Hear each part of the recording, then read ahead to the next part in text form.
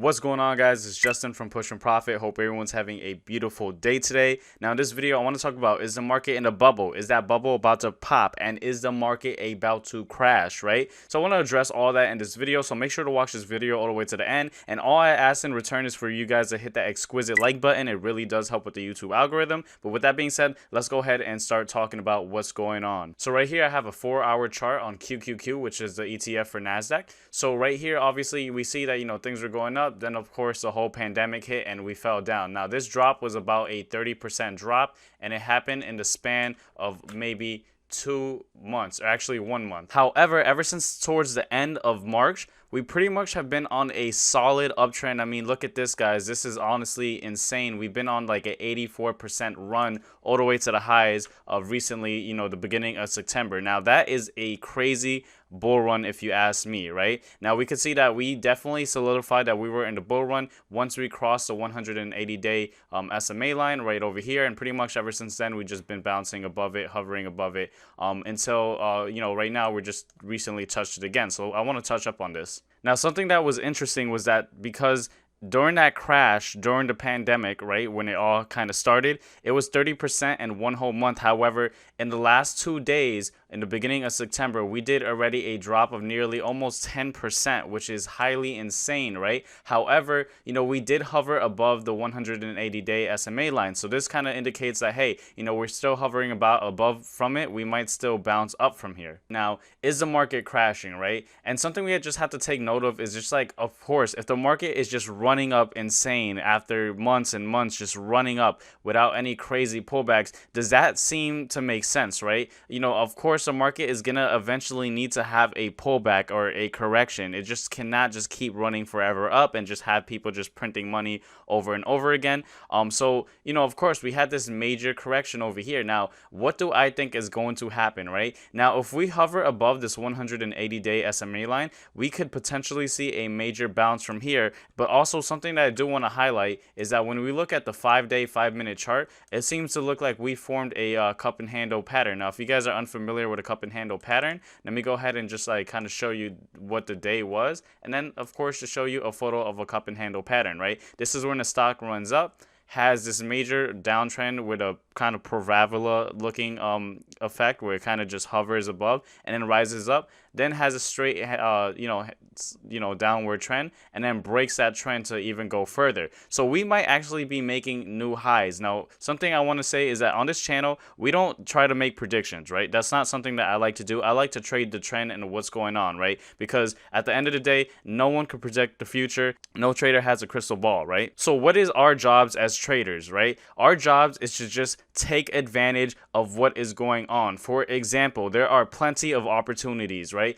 During the bull run, of course, you could just play going up, on pretty much any tech stock and made a ton of money. However, what do you do when the market starts going down? Well, if you were trading QQQ, you could trade the triple leverage ETF of that, which was SQQQ. Which basically, whenever the QQQ is going down, SQQ goes up. It's a reverse ETF of TQQQ. And you can see that in the last 2 days, trading TQQ would have made you about 30% in 2 days if we went up to the highs. Another way to take advantage of a downtrend is obviously to take a look at the VIX, or ticker symbol VIX, volatility index.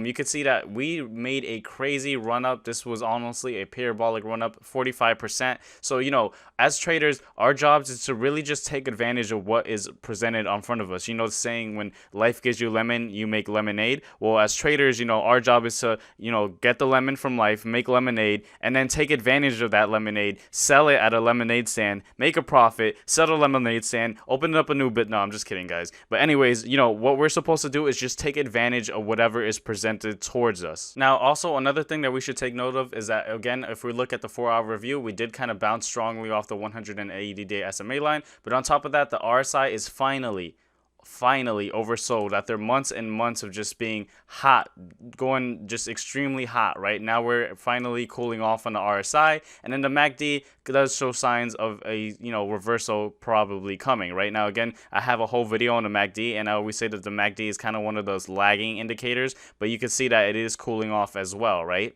Now, I'm not telling you guys to put your whole life savings in the market because, we're going to have another bull run. That is not the message I'm trying to convey.